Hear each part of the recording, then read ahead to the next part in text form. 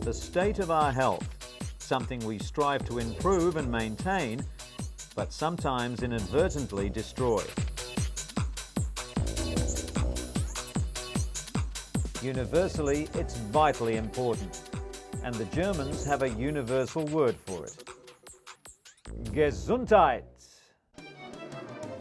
Hello and welcome to the program. Coming up in this edition, trachoma, the preventable eye disease, has made it onto the World Health Organization's hit list. This bacterial illness has already blinded 6 million people and infected 150 million more throughout the developing world. Scientists have discovered a new means of detecting when a person is lying, which could revolutionize the security industry.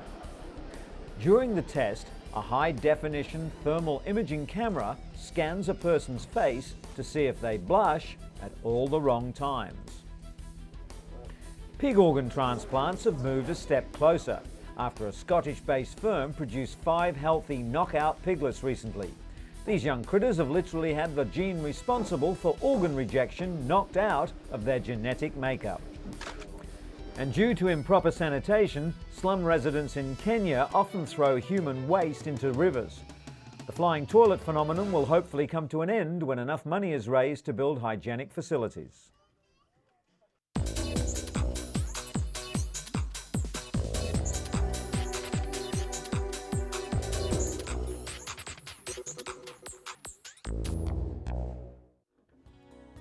But in our first story, we look at the devastating effects of schizophrenia on the brain, discovered recently by researchers at the University of California in Los Angeles School of Medicine. Led by Assistant Professor of Neurology Paul Thompson, the scientists chronicled MRI scans of teenage schizophrenics to build a timeline of how the psychosis engulfs the brain with a wave of tissue loss. Characterized by hallucinations and delusions, schizophrenia affects 1% of the population. Until now, there was no way of predicting its onset.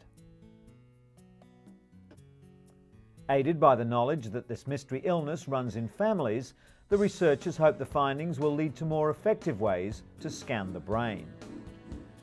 But at least for now, the findings provide some comfort as patients are able to actually see what's going on inside their own heads. As for drug treatments, doctors are now prescribing Risperdal, a newer class of antipsychotics, with fewer side effects than Haldol, which could lead to disturbing involuntary movements. Researchers are also reporting that Risperdal is significantly more effective in preventing relapses in patients with schizophrenia than Haldol.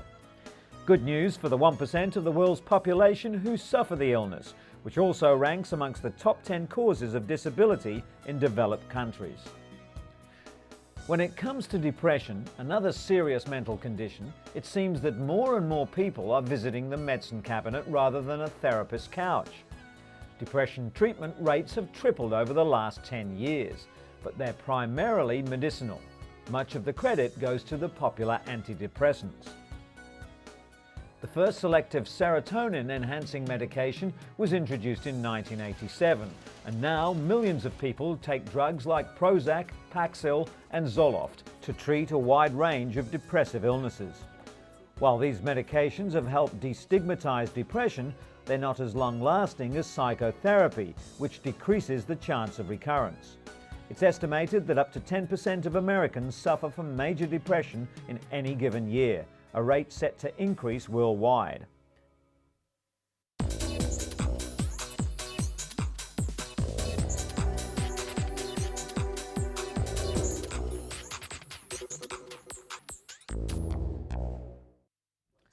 The microscopic translucent worm C. elegans is famous for being the first animal to have its whole genetic blueprint identified. Southampton scientists are using it as a model to see how the drug ivermectin works on another worm, the parasitic variety that causes river blindness. The disease affects more than 20 million people in Africa and Central South America. It's transmitted from person to person by a small black fly that bites like a mosquito. The fly releases a parasite into the skin of its victim, which eventually destroys the optic nerve.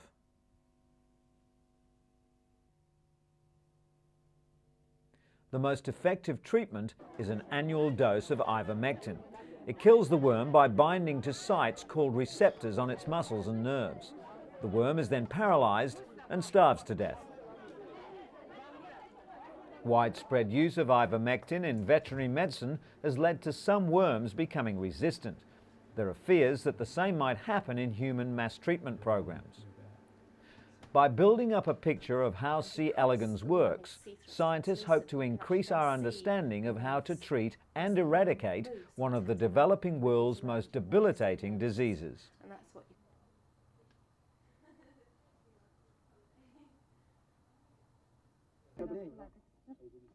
Another preventable disease that's blinded 6 million people and infected another 150 million worldwide is trachoma. The bacterial illness causes inflammation and scarring of the inside of the upper eyelid. Over time, the eyelashes turn inward, rubbing and scarring the cornea, leading to blindness. The debilitating disease is endemic in developing countries in Africa, Asia, and the Middle East. It's most common in rural areas where overcrowding and poor hygiene spread the bacteria. Trachoma is on the World Health Organization's hit list. In Morocco, antibiotics and improved hygiene have reduced the spread dramatically. In less than 3 years, the infection rate has dropped to below 6%. At the United Nations, FISA announced it's contributing an additional $200 million aimed at targeting blindness in 9 countries and plans to donate the one-dose drug Zithromax. The World Health Organization is working to reduce trachoma in countries like Tanzania and Vietnam, while hoping to eliminate the disease worldwide by 2020. Richard Ferrier is preparing for surgery. He has eye cancer. Very few doctors specialize in the relatively rare eye cancer. There are fewer than 2,000 cases in the US each year. Eye tumors are hard to detect, generally only noticed when vision becomes affected.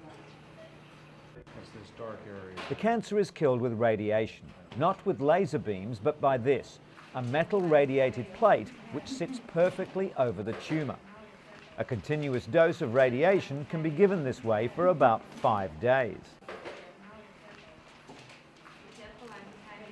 No one knows what causes eye cancer, but they do know that older people with light skin are most at risk. Richard can't feel the radiated plate in his eye, and in 5 days' time it will be removed. According to the specialists, he has a 99% chance of not only killing the tumour, but also keeping his vision. Quicker than I thought. Yeah, and actually, And still on the subject of eyesight, virtually everyone in the Eurozone has experienced some anxiety about the recent change to the new currency. For the blind, getting to grips with the new notes and coins is a double hurdle. Several weeks before the currency change was to take effect, groups for the blind and partially sighted stepped up their information and training campaigns to try to reach the 6 million visually impaired people thought to live in the Eurozone. The ease with which the blind will adapt to the new cash depends on many factors: the extent of their sight loss, their age, the sensitivity of their fingertips, and the habits learnt from handling local notes and coins. At this training session, organised by the AVH Charity for the Blind, people were introduced to the new cash using one-sided dummy euro notes and coins provided by the European Central Bank. The coins are divided into 3 groups of similar design, with markings along the circumference edge, such as grooves, alternate smooth and serrated milling. Stars and letters also help with recognition using a process of elimination. The European Central Bank and various national blind organisations have also designed euro testers, plastic euro aids with braille. To identify notes, the euro tester must be bent in half. The note is then inserted and the section of note now sandwiched between plastic is bent back over. The height to which it comes against the plastic corresponds to its worth in Braille.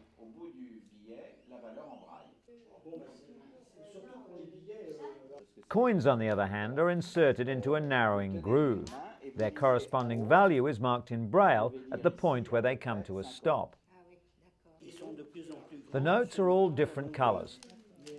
They use large print for the denomination, and the position of the metal foil also differs. The European Blind Union also advises the use of wallets with several sections for notes and coins as an invaluable tool for blind people. This should reduce the initial confusion until people have had a chance to get used to the new currency.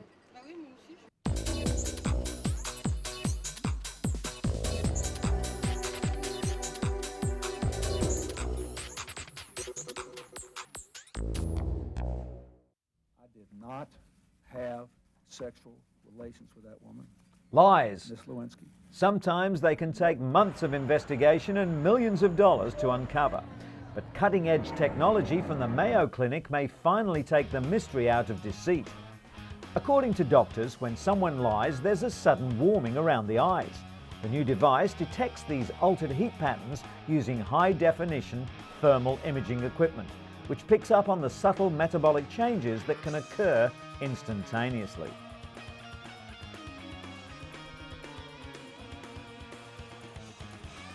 Clinical trials using a mock crime scenario correctly detected lying 83% of the time. The next step is to develop even smaller cameras and determine if they are as accurate.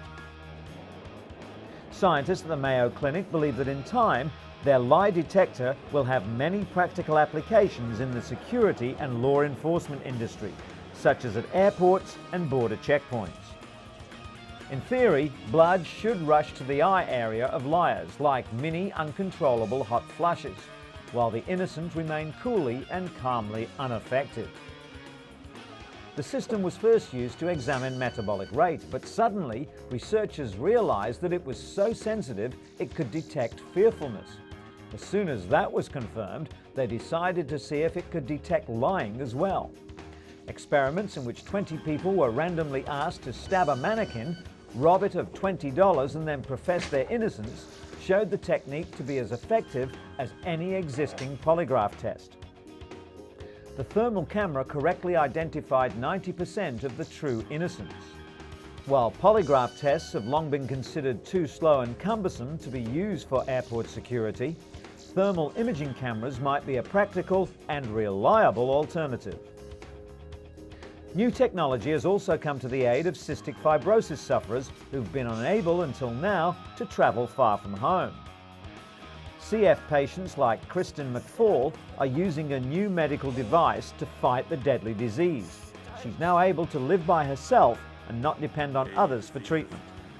The airway clearing device is called the vest, and it helps clean the lungs of excess mucus by oscillating the chest wall repeatedly. Melody Green has had 2 double lung transplants.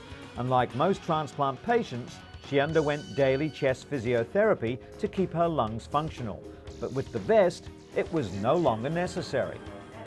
Of all the lungs donated each year, only 12% have actually been usable, but the vest was modified recently to ensure the organs were kept in optimal condition even before transplantation, and that means that more lungs will be available for patients like Melody.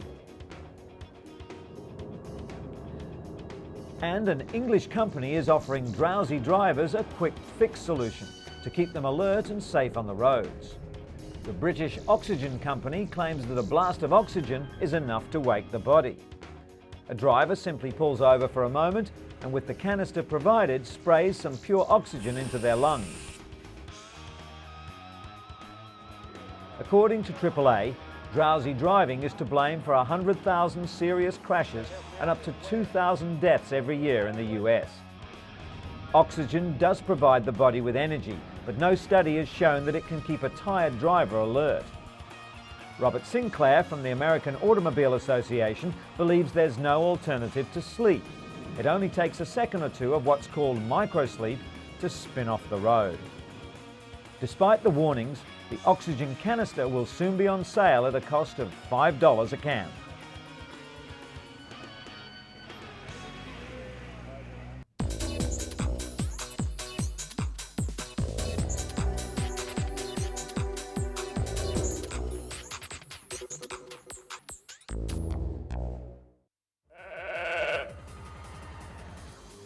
Five and a half years after becoming the world's first cloned sheep, researchers report that Dolly has developed arthritis, raising fears that the cloning process may have given her a genetic defect. According to Professor Ian Wilmot of Scotland's Roslin Institute, Dolly developed arthritis in her left hind leg at an unusually young age. In 1996, Dolly was cloned from a cell taken from an adult animal. Some scientists speculate that because Dolly was cloned using genetic material from a 6-year-old ewe, her genetic age might be closer to 11. Many animal rights advocates condemn cloning. They believe it's dangerous and unethical, regardless of the methodology. Since Dolly's debut, researchers around the world have cloned several other animals, including cows, and within 2 years hope to produce the world's first allergen-free cats.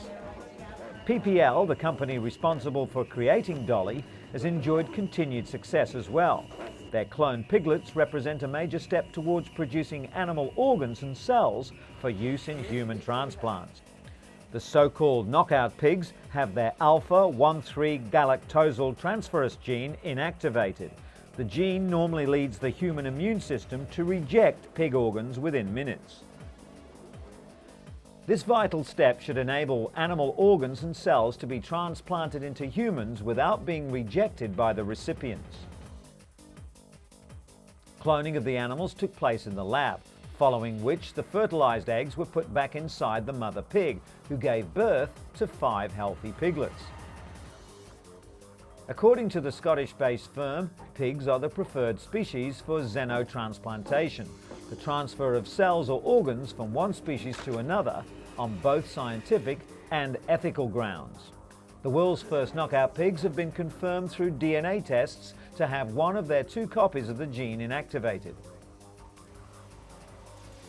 The potential benefit they offer is immeasurable, as countless patients who would have died while waiting for human organs to become available can now be saved.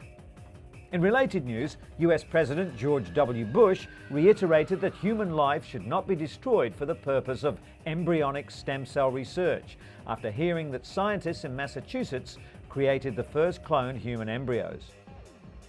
The groundbreaking experiment proves that a single cell taken from a human adult can be coaxed into a healthy young embryo. However, the medical advance raises ethical concerns because it requires the creation of human embryos solely for the purpose of destroying them. Researchers at Advanced Cell Technology also cloned several healthy cows, using the same cloning process to create the 6-celled embryos. The scientists say their intention is not to create cloned human beings, but to develop immune-compatible cells to treat degenerative diseases. Although in August, President Bush announced he would allow limited funding for several already existing stem cell lines, some members of Congress warned they will work to prevent further research studies in the US altogether.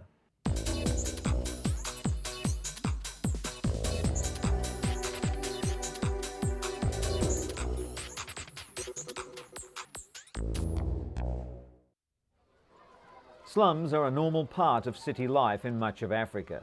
In Kenya's capital, Nairobi, some 3 million people, nearly 60% of the city, live in the slums. The biggest slum, Kibera, is one of the largest in sub-Saharan Africa, with an estimated population of 700,000. Lack of drainage or any proper sewer system creates numerous sanitation problems. Almost all toilets are pit latrines, not much more than a hole in the ground, used by as many as 10,000 people. While the women do their best to keep the outhouses clean, the waste ends up in the gaping sewers, leaving disease to stalk the local population. Filthy sewer water is then pumped directly into nearby streams, spreading disease to other communities along the river.